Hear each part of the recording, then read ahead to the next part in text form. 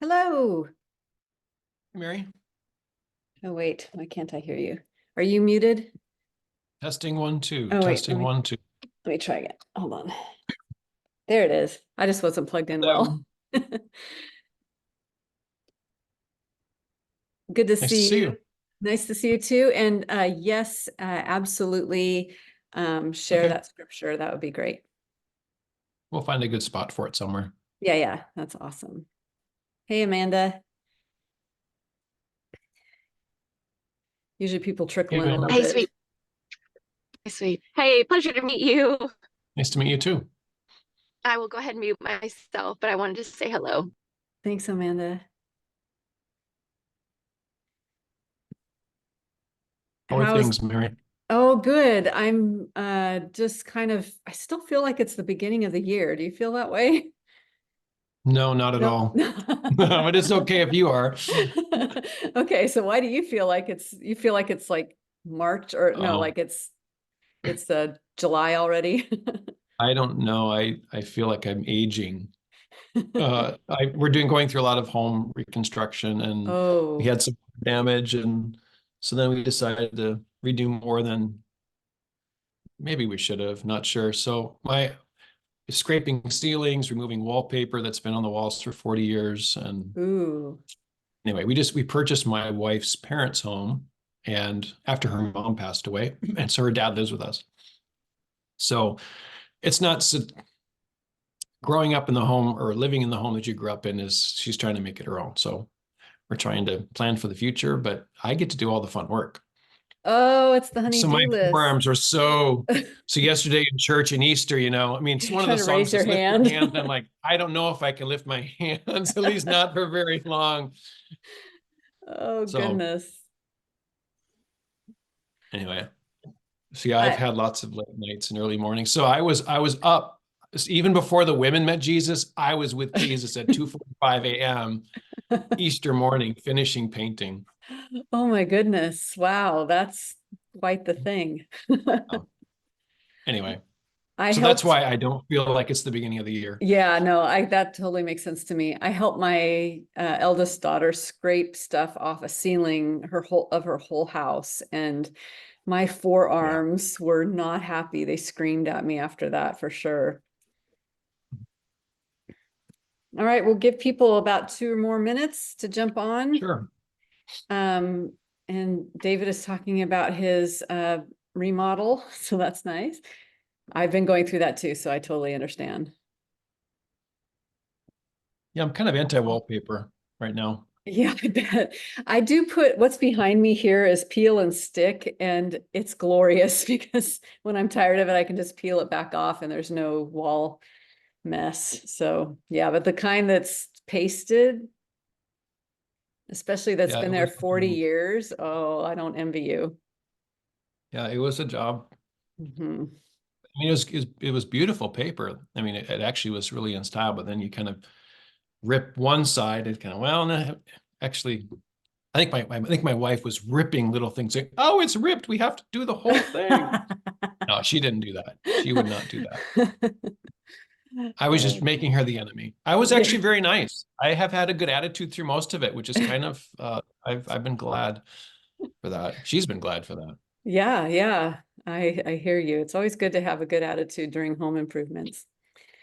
All right, I will continue to let people on, but I want to start by saying we're recording this meeting, but it only is shared within the group of Mary DeMuth Literary. So this isn't going out onto the real world, so you can be honest and all of that. And so excited to have David here. I'm going to have him introduce himself in a little bit, but I'd like to start with us introducing one another with let's share a deadline that we have. So I And have you down for 9 o'clock on Wednesday. let's see, Marielle, we need to mute you. Here, I'll mute you. There we go.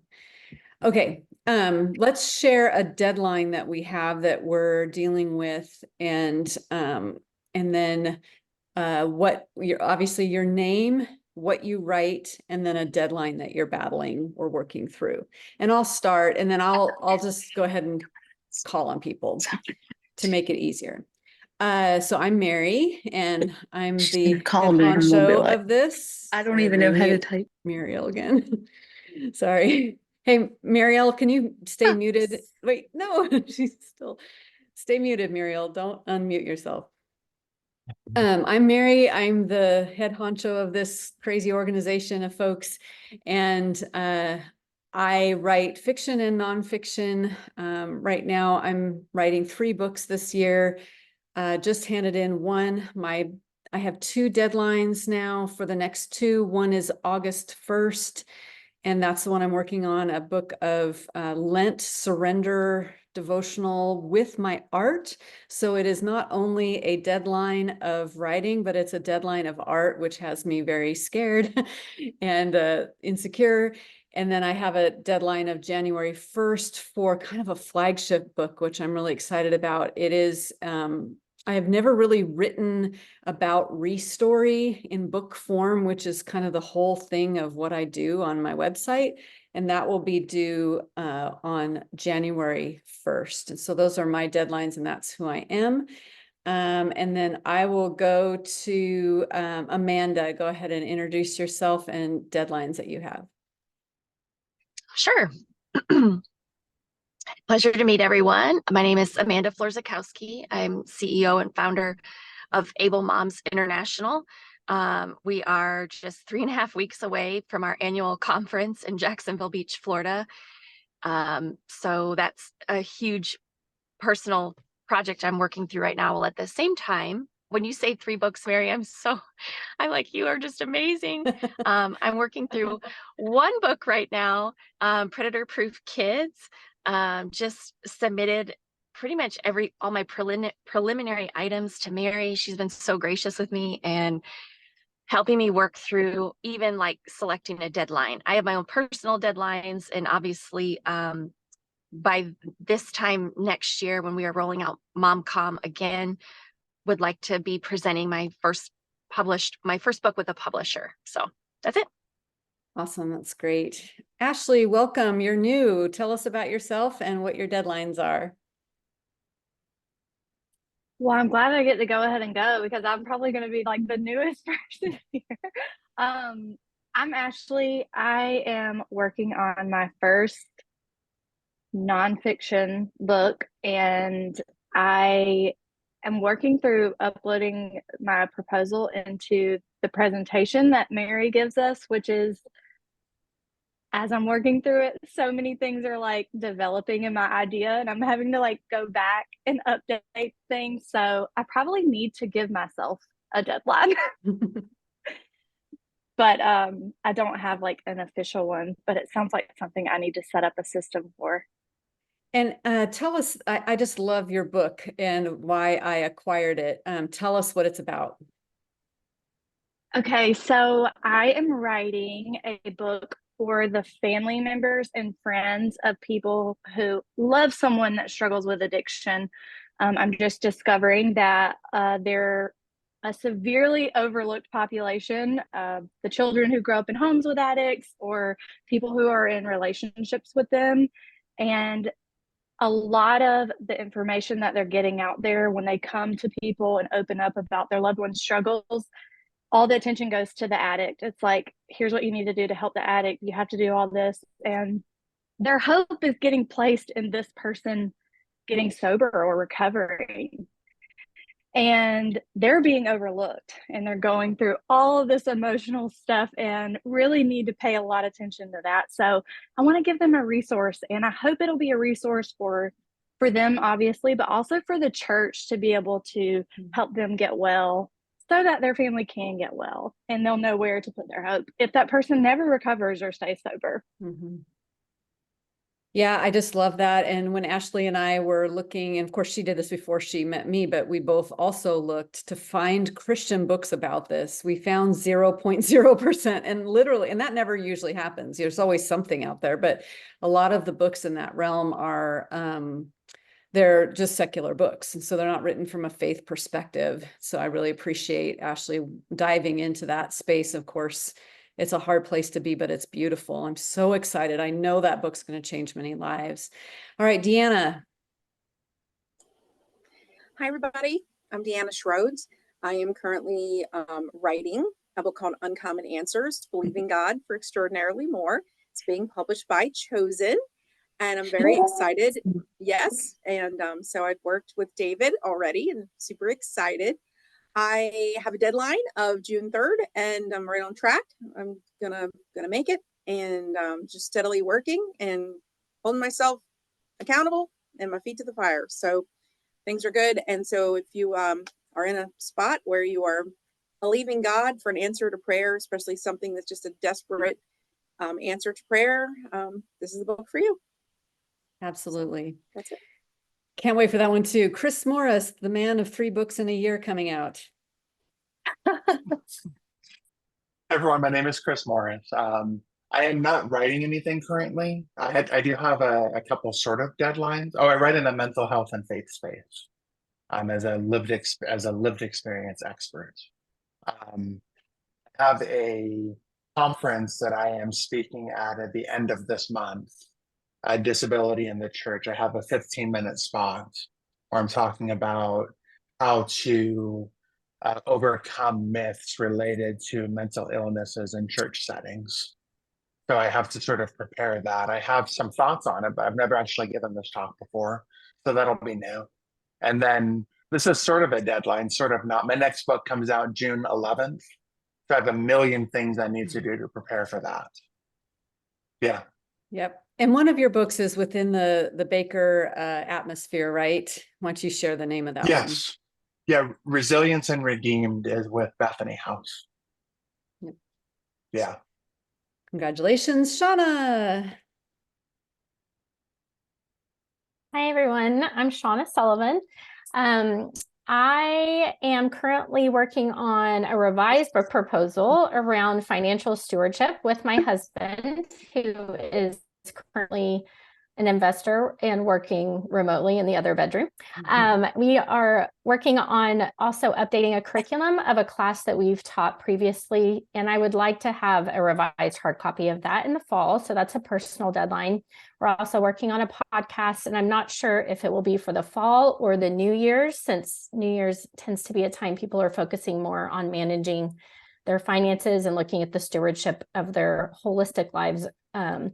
And so, but I'm also a regular contributor of articles each week for Family Christians. So I have an article due today, and that's a little tricky after the Easter weekend. So I'll be working on that today. Awesome. There's an immediate deadline. Rachel Wojo. That's right. Hey, Rachel Wojo here. I talk about helping you cultivate your faith through the storms of life. And I just finished 2 big deadlines. One was a YouVersion Bible reading plan for Easter in the Gospels. And I almost gave up on not getting it in on time, but I did it, and I'm so glad I did. And then that was last week that I'm at that deadline. I turned in a Praying God's Promises prayer journal edits last week for Christian Art Gifts. So that was exciting. Probably ahead, the 2 big things I have are Speak Up Conference with Carol Kent and all the admin and executive work that I do to assist her with that conference, especially the pre-conference session on using AI. And then in the fall, I have a book launching, Desperate Prayers, Embracing the Power of Prayer in Life's Darkest Moments, that has moved from Salem to Skyhorse. And God bless it, if we could only assign deadlines to publishers, I might have some deadlines, but and I'm pushing them along in this era. So Yes. we'll see what happens with that. It's a book that I've waited 8 years to write and release. And so I am just really praying that the Lord blesses it. And those are my biggest deadlines right now. I do have a work in progress that I'm about to submit for another proposal. So Yay. Exciting. Yeah, and just to speak to what Rachel had to say, when a publishing house gets sold, it's very stressful and rocky. And part of an agent's job is to walk you through that. And Rachel and I are doing that together. But it's difficult.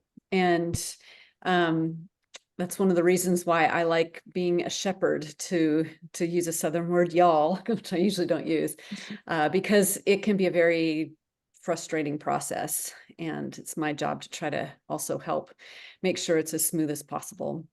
Natasha, And let me just, yeah, go ahead. I give you a shout out, Mary, because having you in my corner makes it so much easier than what I know it would be without that. And I'm so grateful for everything that you do.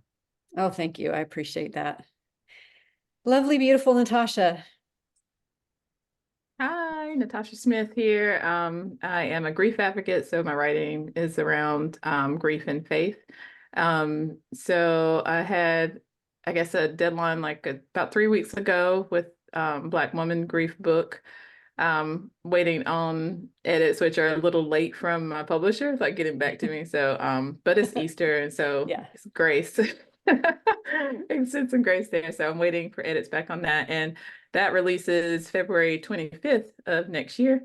And then I have a October 1st deadline with the third book. And we're still kind of hashing out details of what that book is going to be. So the mystery book. The mystery book. Yes. That's awesome. Marielle, now you can unmute yourself, Marielle, and tell us what your deadline is, if you can hear me.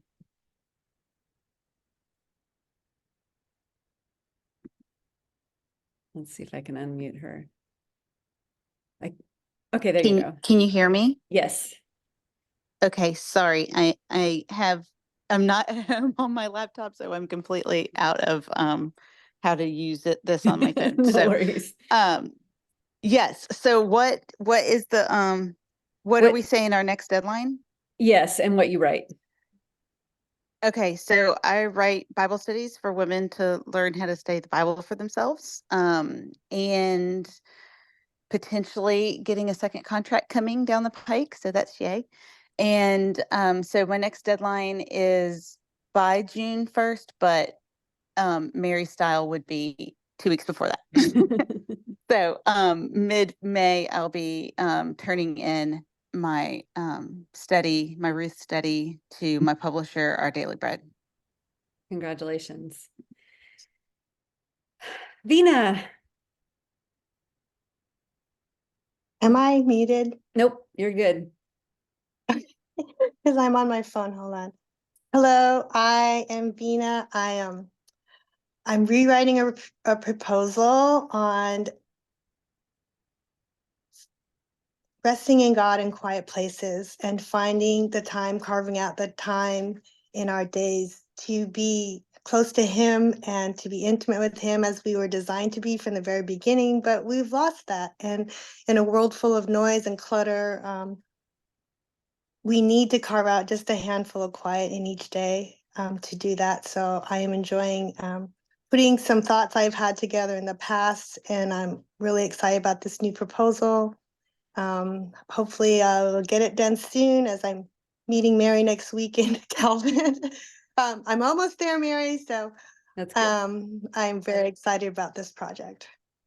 Yeah, we will both be at the Calvin Festival of Faith and Writing. David, will you be there as well? No. So I'll be meeting with lots of publishers while I'm there, and I will see Vina there as well. Now, I won't see Jessica because she is hailing from Northern Italy. So Jessica, let us know how you're doing. Hey, my name is Jessica Harris, and I have been in this space of Christian women struggling with sexual addiction for 15 years now.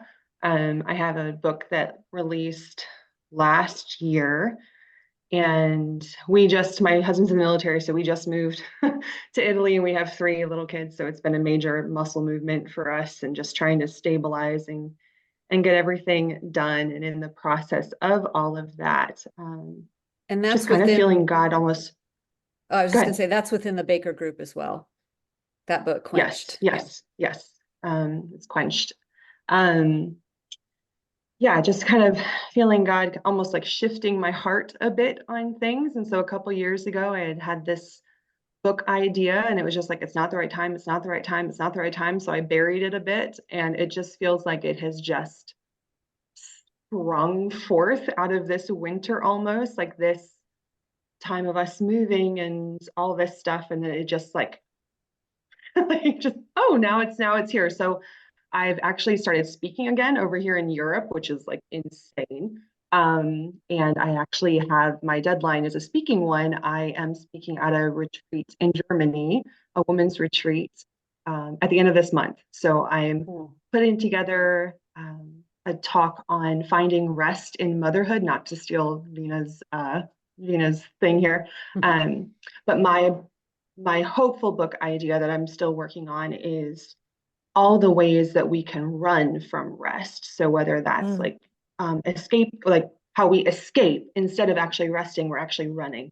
And so all of the ways that we think that we're accomplishing rest, but really we're just running ourselves ragged. So that's the little sapling that is sprouting up, and it's just so exciting to see all the way over here. So Jessica, I just want to thank you for that comment, because we're at a new church now, and we went to a Good Friday service, and then they had this dark service on Saturday night. It wasn't really a service. You just went into the sanctuary. It was dark in there, and you kind of went through this whole thing of just kind of repenting and looking over your last year and grieving. And I realized in that moment, just through the rush of transition and just the pain of what we've gone through and leaving a church, is just, I miss Jesus. And I was doing a lot of what you talk about, and Vina, what you're talking about as well, is running away and doing stupid scrolling things or Netflixing or whatever, calling it rest, when really I was avoiding everything. And so thank you. It's just a reaffirming of what the Lord has said to me. Leslie Wilson. Hello. I've been doing more editing than writing lately. Finished 2 books to the tune of 165,000 words last Friday. Oh my gosh, yes.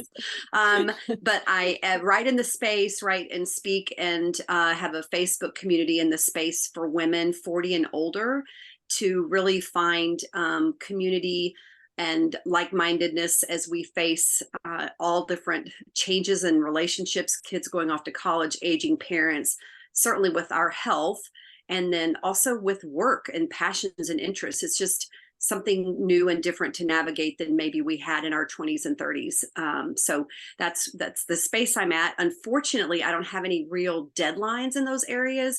And so it's easy to push back starting a podcast or finishing a proposal. And so I'm here once again with nothing really to report in that, other than to say thank you for this monthly meeting, Mary, and all of you, because believe it or not, before I log on, that my heart beats and I say I need to get back to that. Those of you who've been on before know I also manage my mom, and that's just a huge component. I'm getting lots of stuff from my podcast from doing that, but it just takes a lot of time. So I'm grateful for this group and the energy and enthusiasm and encouragement that you provide. Thank you. And Kristen Crum, my assistant, queen of all. Hello, I'm Kristen. I'm the assistant. I write in the sweet romance fiction genre. I'm currently working on 3 of my 4-book contract with Sunrise. I'm working on a 3rd one. My deadline is coming up, and they're not until like August, September. That's when the deadlines are, but I'm trying to get them done before summer. Yeah, because the kids come home and everything gets even more crazy. So that's what I'm working on. Thanks, Kristen. All right, David, you are on. I'm so grateful that you're here, and super thankful that we had a time to meet. I don't know, was it like 2 years ago at a conference where we just had a conversation, and it was so helpful. So I just want to give the floor to you, and you can talk about what you do and whatever comes out of your mouth, and we'll ask questions at the end. Sure. So my title is acquisitions editor. So I'm the one that agents reach out to, or authors would reach out to, a gatekeeper of sorts. I'm the one that presents proposals to our publishing board. which meets twice a month. And so I have to get my head around everybody's messages and figure out, is this person a good match for us? And are we a good match for you? So one of the things that, as you were sharing, I was thinking about the importance of realizing what a good partner looks like. And sometimes the publisher isn't the right pick for you. And I really don't, publishers don't like to let authors down. And so actually sometimes hearing a no from a publisher is a blessing in disguise, because it's just not the right, not the right, right publisher for you. So don't take no's too hard. I think we can count on some divine assistance. I think hearing no's repeatedly can get rather discouraging, but a bad partner is not, I didn't get married till I was 29, and you know, my daughter's 25, my oldest daughter's 25 right now. And she's like, man, I'd really like to get married. I said, listen, it's worth, the right partner's worth the wait. So I just want to share with you, with those of you who are looking for the right partner for your books and projects, the right partner is worth the wait. So first mini little lesson, I threw that in there just real quick, Mary, as my introduction. So no, so anyway, that's my role, is to get my head around messages and to go back and forth with agents or authors. I congratulate Deanna for all the abuse, not bad abuse. Sorry, I probably shouldn't use that name when we're talking amongst people who've gone through real abuse. I don't try to abuse people, but just going through a lot of back and forth wrestling. And some of that has to do with, so people in my role, we're trying to figure out, how does this message fit with us as a publisher, with our specific imprint? How can we sell it? And how can it fit into the market that we know we can reach? And so it really is not personal at all. So, and I want to encourage you to let a publisher wrestle with your message and fight back. But do it with a humble spirit and retain what you know you have to retain, but also take a look at the expertise of the publisher you're trying to reach out to, because they're bringing in a perspective, because they want to be a good advocate. They want to sell lots of your book, but they also have to sell your message. And we have to get inside your head, and that's what's hard. Sometimes we don't know what is going on inside. I mean, for you, it all's super clear. Everything's connected, and everybody is your audience, but it takes a little while sometimes for a publisher to figure out what you're trying to say. And if you can be patient with us and wrestle with us some and help answer questions that we have, you'll find a really good friend that you'll make. I typically make good friends with agents and the authors that I get to work with, because I get them. I start to get it. Like, okay, I get you. And it just takes patience sometimes. And so encourage you to be patient and also very persistent. I commend Rachel for being persistent with how the sale and all. We're all just busy trying to do the best we can.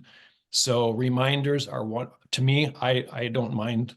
I don't take reminders personally. I'm like, thank you for pushing that to the top of my to-do list. I'll help you now. You know, sometimes things get pushed down. So some of the patience and persistence and throughout the whole process are certainly important. So anyway, my role as acquisitions editor is I acquire books, sign them, and then I work with authors to help write them as much as I do. I actually work with very few agents. I work more with authors. Chosen, we don't require an agent for us to publish, which is unique to like Bethany House. Well, you don't have to have one, but we've just with the Chosen imprint, which is your charismatic Pentecostal authors, there's actually fewer agented authors, some because of the nature of the connectedness within that community. And so I do my fair share of research and reaching out to people too. So when I reach out to somebody and say, hey, would you be interested to look at a book or write a book of some kind? Sometimes I'll walk in with an idea. Sometimes they'll just like the person and the message that I'm hearing and start a conversation and meet numbers of times and start from nothing and actually come and we'll walk with them through like an agent would. So I function a bit like an agent for authors who are unagented or somebody that I will go find. Or I work with agents, which I'm grateful for because it's a lot of heavy lifting that an agent does, is to take a little idea and sort through it and wrestle with it and turn it into a full proposal and sample writing. So I do a lot of agenting, in a way, the process that agents do, but as an acquisitions editor. So I love, on the side, I help people write books as well. I'm trying to think of other questions I have. Anyway, I have one thing to share with you, and then I'd just love to answer some questions that you might have. I do have a few comments around a few of you that mentioned books as well, if that would be of interest.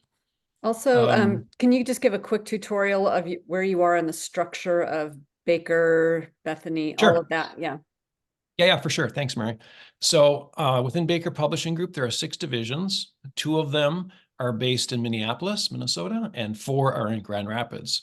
I'm in the Minneapolis, so Chosen and Bethany House are in Bloomington, Minnesota.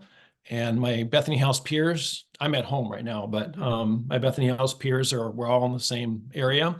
We share marketing teams and publicity teams. We share everything. The only thing different is the imprint on the back, and different editorial director, different acquisitions editor. So did I answer your question? Okay. Yeah. And then what are all the other ones underneath the Baker? So yeah, Chosen Books, you have Bethany House, which I've noticed a few of you are, and then there's a Baker Academic, Baker Books, Revell, and Brazos, Fleming Revell, and then Brazos Press. Yep. Okay, go ahead and share what you want to share. Yeah, I really give a plug for Baker Publishing Group. What a bunch of great people I get to work with. I have people, like there's this one guy, he always is over complimentary to me, saying I'm the best ever. And I'm thinking, nah, I'm pretty average with the peers that I work with. I mean, really, it's quite exceptional. There's a lot of great people within Baker Publishing Group, and it's the largest independent Christian book publisher. Family owned still, and what a great group of people. Slower than some, very processed, but very stable, and a lot of really great people doing some good work. So I count it a real privilege to be a part of this team. Cool. And yeah, you said, yeah, that's great. You said you had some encouragement for. Oh yeah. So I was reading Acts 4 last week, a part of a men's group, and each week we take one chapter of the Bible and we read it each day. I'm kind of all about going deeper with one thing versus just saying a little about a lot of stuff. And I'm a real advocate for just say one thing in a chapter. You can go deep with that one thing, but just say one thing. I think clarity is probably the best. Clarity and focus is an underdeveloped skill. I just see often authors all over the place.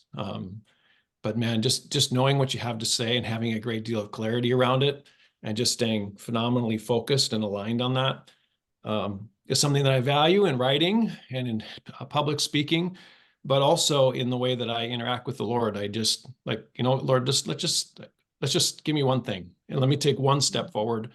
I find I've just grown a lot more in that way. So anyway, in Acts 4, this is where Peter and John are going to the temple, and they encounter a lame man, and Peter, the whole silver and gold have I none, but what I have I've give to you in the name of Jesus Christ. Stand up and walk. And the council, they take them before the council, and this is Acts 4:13. It says, the members of the council were amazed to see how bold Peter and John were, and to learn that they were ordinary men of no education. They realized then that they had been companions of Jesus. And I think you all are experts, at least other people feel you're experts. And, but I'm pretty well aware that there are easier days writing and harder days writing. And some days you have your own content fatigue, where you get tired of your content because you've been in it so much, and it starts to feel common. It starts to feel very ordinary. And you have the question, is this special?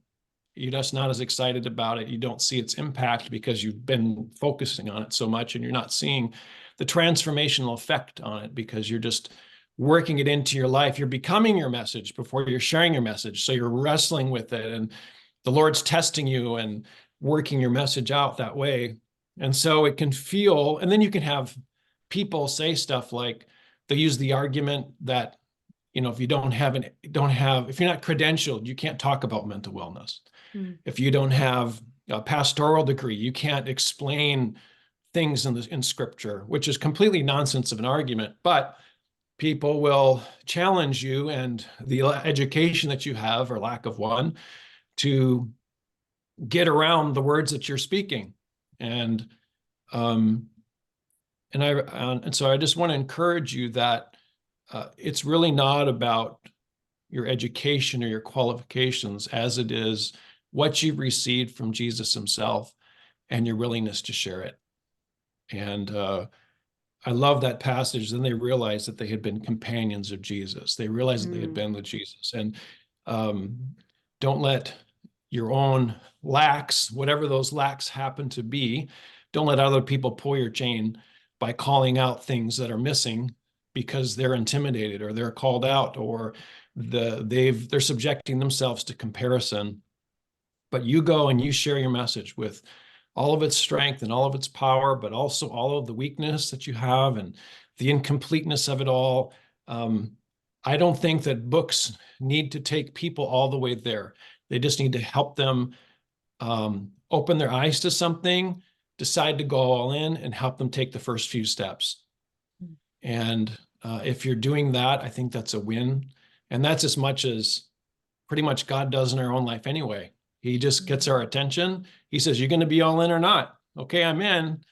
And he says, okay, how about do this first thing? And so then we respond, we obey, and then he comes back and he continues to work with us in relationship. So I just want to encourage you for each of your topics. I loved each of the topics that you're dealing with. I could probably preach back to your own sermon because there's something I find that I run into authors that have messages that either the Lord has worked into my life in the past or it's something that he's talking to me about right now. And it's important to have an agent who can get you, has your heart. I know Mary's wonderful in that regard. And also an acquisitions editor who gets it as well and isn't just trying to give you a line or either get the book or get rid of the book, one of the two, but someone who gets you and is willing to walk the journey with you along the way. So that's something I try to do. Thank you so much. It's super encouraging. I want to open it up to questions. And so if you have a question, just kind of indicate to me by raising your hand, or there's a little hand thing you can raise. But okay, we'll start with Rachel Wojo. So I was wondering how many books a year Chosen is publishing? About 36 to 40. And you're acquiring all of those, or do you have other acquisitions editors in your department? There's the editorial director, my boss, and so she acquires as well. Oh, okay. She carries both roles. Yep. So it's just us two. That's a lot of work. acquiring. It's a lot. Yeah. Anybody else? I do want to ask this, and I think I see Amanda's hand going up too, so I'll get to you in a second, Amanda. Sometimes I'll send you something, David, and you'll say, I like this, but it's not a fit for our division, and then you send it on. Tell us a little bit about that process. Like I sent it on to one of my peers? Yeah, to one of the Baker people Publishing within Group? within the community. Yeah. Have I done that? Have I done? I don't remember. I've had it happen with other. I do that. I've had it happen with other people within the Baker cloud. So that's. So yeah, so each of the 6 divisions has a slightly different twist to it. We publish exclusively people who would align theologically with charismatic theology, would believe that the gifts of the Spirit are in operation today, and and would fall in line with that charismatic Pentecostal orthodoxy. That doesn't mean that the topics need to be on those things, but those are the authors that you are alongside of, side to side.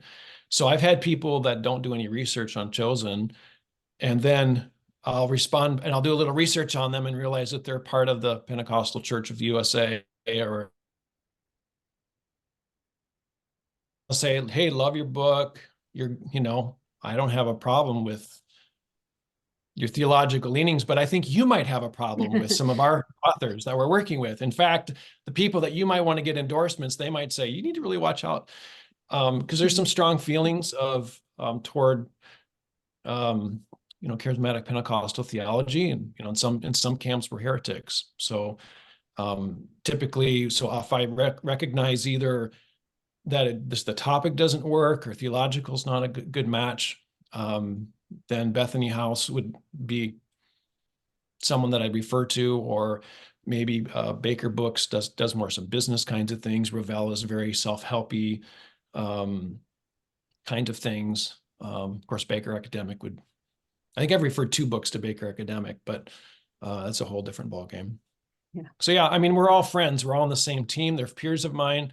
And so if I see something that is a better match for another division, then I'll take it there. In fact, one of my authors, which we published his first book and Chosen, came back with his second book, and we went, this is a Bethany House book. So I'm actually the acquiring editor for that book, but the book will be imprinted with Bethany House instead. So it's the first time that we've really done that, but we're like, hey, we're working together. It's the exact same marketing and publicity team. So we're working it that way. Yeah.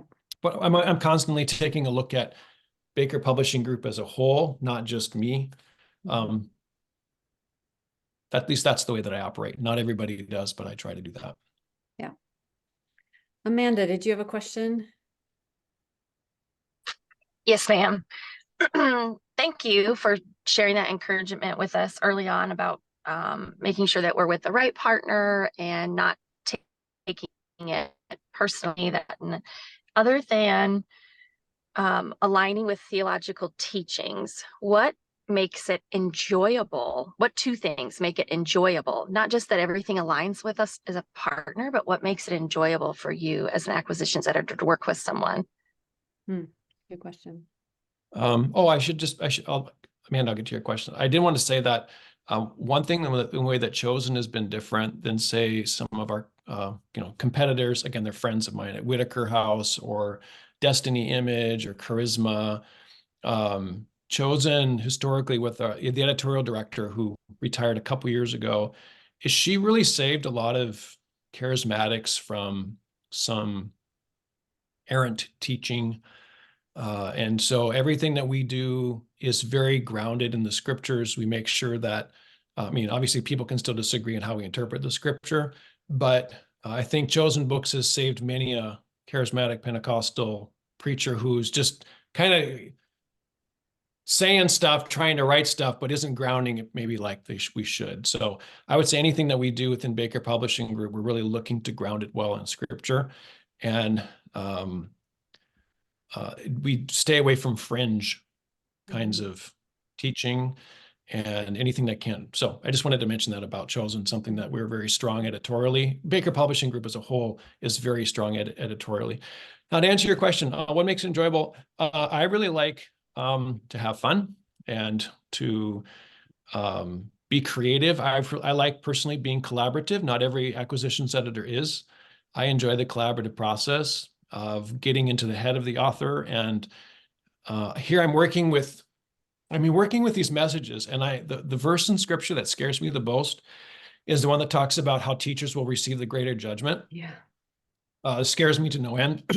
And when I was editing, copy editing, I'm reading all this and processing through this, and I just go, God, this is your truth, and I am falling so far short. And I realized that it's not like I had to become every book that I was working on, but the Lord at least wanted me to say yes. And so I would say, yes, Lord, this is something I want in my life. You work this into my life. What makes it interesting to me would say author-agent interaction and just personableness versus taking care of business. I appreciate that. And the collaborative back and forth of things, and author assuming the best that I typically, when I throw stuff out there, it's just to get us going somewhere. And if you move away from what I have to say, I'm okay with that. If you move toward it, I'm okay with that, but at least we're moving. So I think depending on your acquisitions editor or even an agent, sometimes, right, I hear authors just saying, hey, I didn't get any help at all. Or I feel authors say, oh, I just feel so controlled. So I think there's a nice middle ground where we can get to collaborate and work together, and the iron sharpens iron concept of learning and seeing another person's perspective and putting like as an acquisitions editor, I want to see an author do more than what she could do on her own. And I think it's what you do is all that can be expected, but we can't do all that's possible on our own. So that's why an agent, like having Mary as an agent, I think is so fantastic, because she takes all that. I'm struggling with this analogy. I haven't used it before. It's kind of like being an all-star, being Michael Jordan. Well, Michael Jordan had 4 other players. I don't think Michael Jordan could have been Michael Jordan without this, Scottie Pippen and all the other guys as well. Or take Steph Curry, or any sports analogy you want to take. We perform better when we have a team around us. So I appreciate the collaborative teamwork. I personally like that. I agree. Any other questions, Rachel? And then after Rachel, So- Ashley. I loved Amanda's question about relationship. What do you think makes the relationship more sustainable? What do you think, as a publisher, acquisitions editor, what do you like to see as far as returning that second book, that third book, and having more of a relationship with the author rather than a one and done sort of deal? It's definitely something I think we want. Specify, I'm sorry, maybe I didn't hear the Yeah, I think it's question. something that's wanted too. I'm trying to understand how do you develop that sustainability across multiple books so that you continue that relationship? Is it that the first book kind of sets the foundation for the relationship Amanda was talking about, how you really want your publisher to love your work and you want to work well together? So I think a lot of times after the first book is done, the author moves to another house because maybe the work is different. There's a different kind of book, but I think I would love to see, like, find a home. And Yeah. so what is it for you that helps the author recognize this? Oh, this is more than a house. It's more than a publishing house. It's a publishing home. Yeah. Well, I think so this is something that I know that we at Chosen want. And I think publishers want in general. I don't know. Sometimes I make some assumptions and I realize, no, other people aren't just like that at all. So, Mary, you've worked with other publishers. I'm guessing some really appreciate the personal relationships, and others are just like doing their business, trying to get the job done. As far as, sorry, maybe I should say what gets in the way of sustainability. Yeah. Because I think that having a relationship is great. So for us, what gets in the way of sustainability sometimes is the book doesn't do well for whatever reason.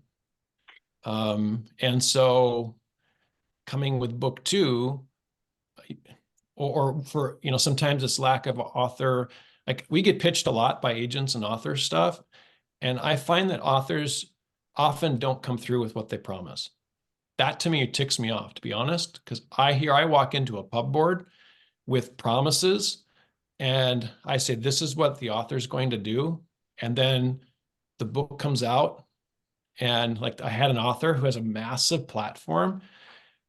He took a different job, and did no publicity whatsoever. I think it's sold maybe 200 books. And his platform is massive, massive platform. And the job that he has is with a Christian organization that if I said the name, you'd all know who it is. And it's a massive platform. And what can I do? You know, you can, you know, so I try to hold, you know, I'm getting a little more brave as I age. I'm just like, hey, come on, you said this, let's do that. So that is sometimes frustrating to me, is here I go and I believe the best about authors and what they're saying they're going to do, and they don't come through. And then it's like, do I want to work with that person again? No way. You know, I stuck my neck out on the line for this person. So so sustainability is the hardworkingness of it all. You know, there's the communication, which is great. We can have fun, we can work hard, we can collaborate. But there is a results to this whole thing as well. Sometimes things do well, sometimes don't. And typically, we know why, and publishers, we take responsibility for our part. We really do kind of the same thing for every author. Now, I know with Baker Publishing Group, we're going through some significant changes in our marketing right now, which I hope will improve how we market stuff and will create some channels for better sales. So yeah, I would say sustainability is that. Also, if a book does really well, sometimes an author decides, an author and an agent decide, hey, this book is really worth this. And a publisher goes, we can't do that. And it's not, and Baker is very conservative. That's why we're still in business. So we have a but that upfront money is nice. Agents certainly want that. Authors want that. But publishers going, wait, we're taking all the risk here. So sometimes it may mean that an author says, I like this relationship that I have. If I want to keep and sustain this relationship, I may need to take less money up front, earn out the advance, and then, you know, make money on the backside of things as well. I know you all have to figure out your finances with it, but I would say sustainability sometimes comes down to money and what, you know, an agreement of what works best for the author. But anything that, I would say those two things would be a couple things.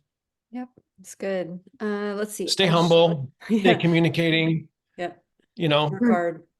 You know, You're keep a making me, realistic view of keep a realistic view of who you really are and your platform. Yeah. Big platforms don't sell books. It's not an equal equation. Right. You know, engagement more does, and it's just a constant learning process and a value for a relationship. Not everybody wants that. You know, some people just want to do their thing and have somebody help me. So it kind of depends on your value as a person. Not everybody wants a home. Some people just want to get the best deal and get my book out there and let's go. And there's nothing wrong with that. It's just different personality. I think you're making me want to go back to my original proposal and make sure I'm fulfilling what I said I was going to do. Well, it is something. I mean, I still talk to authors that we look at for the first time, and they've sold some other books. And I'm like, why aren't you still selling your book? I mean, how hard is it to pack a box and when you go speak somewhere, even if you're not speaking on the topic? I just think as a church, we need to get over I don't like to self-promote. You're not promoting yourself, you're promoting God. And you're saying, this is an amazing resource. So I'm starting to get an attitude here, if you can tell. I have this sermon around get over it, you know, where it's really a religious, charismatic theology, a religious spirit where we don't want to be perceived as such. Now, I don't have to steward a platform of 1 million people. Whereas if I hold up my book and I promote it or I do something, you're trying to make money off the gospel.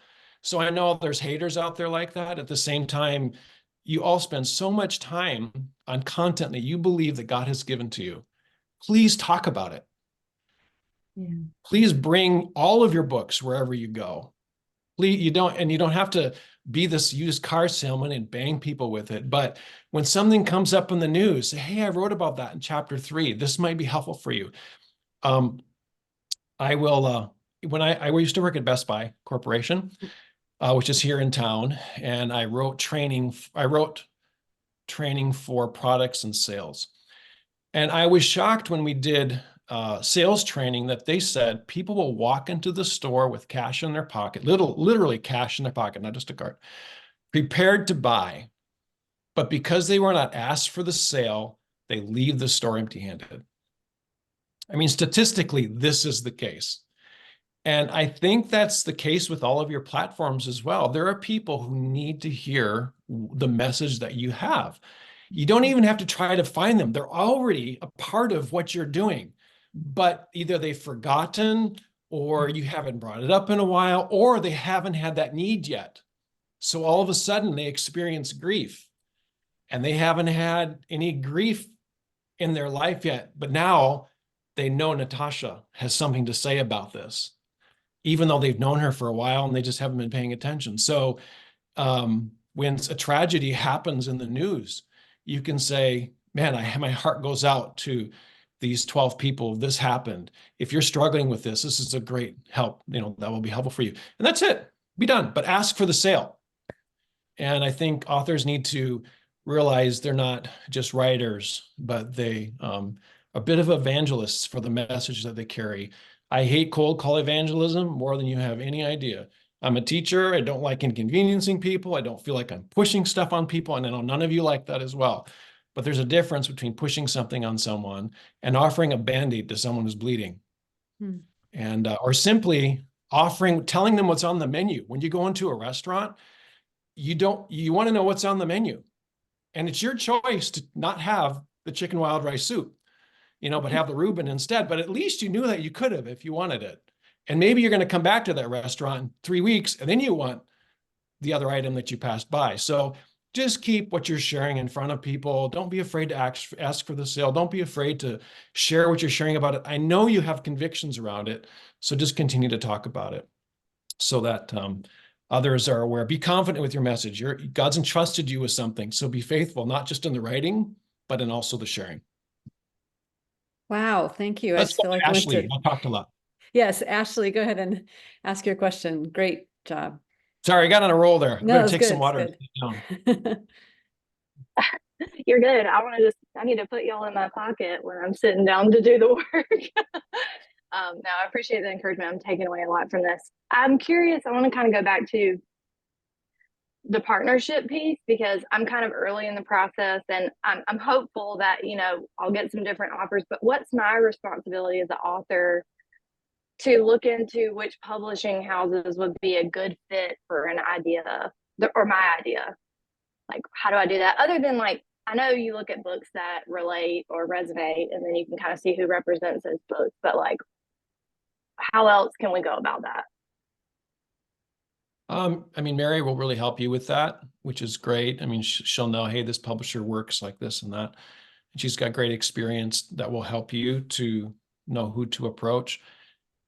You were dealing with the addiction, right? The family members of that. So I had the joyful experience of having 2 ex-military men pick up my son and take him to Teen Challenge out of state 2 years ago.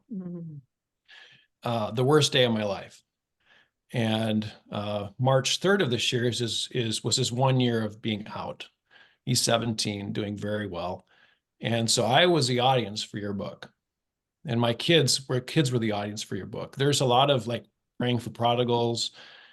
Chosen Books has a book called The Parent's Battle Plan. And so there are a lot of, that. But then like you said, you have the family members, my daughters. We had to be super intentional to be, he's 17, and then I have 3 daughters, 23, 24, and 25. So had to be super intentional to deal with that. So, taking a look at books that are, you said you found 0, but as far as dealing with that audience, but even finding what is this topic in general, or trying to find some related things and seeing how they sold, and following them on Instagram or Facebook or social media, any YouTube, those kinds of things, and learning from them, seeing how they got published, seeing what they're doing. So I don't know that I have any other recommendation besides what you mentioned, but looking at how can I say this? Looking at groups like Teen Challenge or AA or Al-Anon, and looking at, because AA or Al-Anon is that audience that you're talking about. It's the family members of the addicted, and just continue. And once you start to like follow certain folks on Instagram, it's like all of a sudden, you know, the algorithm finds you and then you start seeing a bigger world. So I would encourage you to continue to look. And I forget what question you had. You had a thing about what publishers can you look for, good partners. Yeah, I think you've hit it. And I think it is something I can coach on as well. Just because, you know, agents will have that behind the scenes look at, this is not a Baker academic book, for instance. Like, I know exactly where not to send it. And but it is helpful for me, for all of you. As an agent, I've had people come to me, my clients come to me and say, hey, could you look into this publisher if I hadn't looked into it before? And then I do, and I'll do a deep dive, and it may or may not be a fit, but there may be something I'm missing. My process is typically to look at the proposal and then pull from all of what I've known as an author and an agent, and then make the choice there with my existing relationships with editors, and then send it out to about anywhere from 5 to 15 places, depending on the topic and all of that.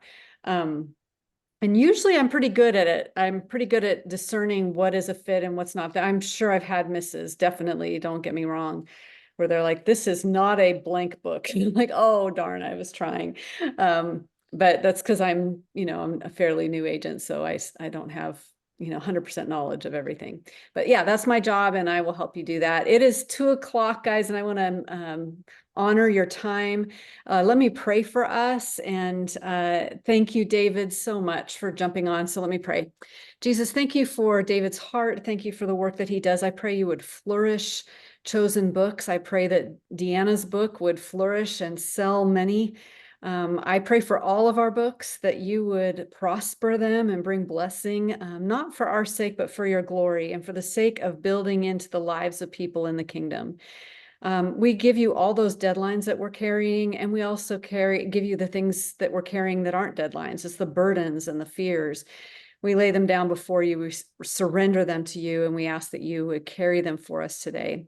Thank you for each person. I pray that they would be specifically encouraged by your Holy Spirit today, and I pray this in Jesus' beautiful, powerful name. Amen. Thanks, everybody. Nice to meet y'all. God bless you.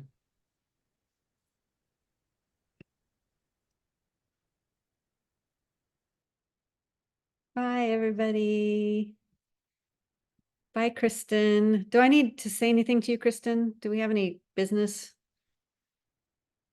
I don't think so. I don't think so either. Okay. Bye. Cool.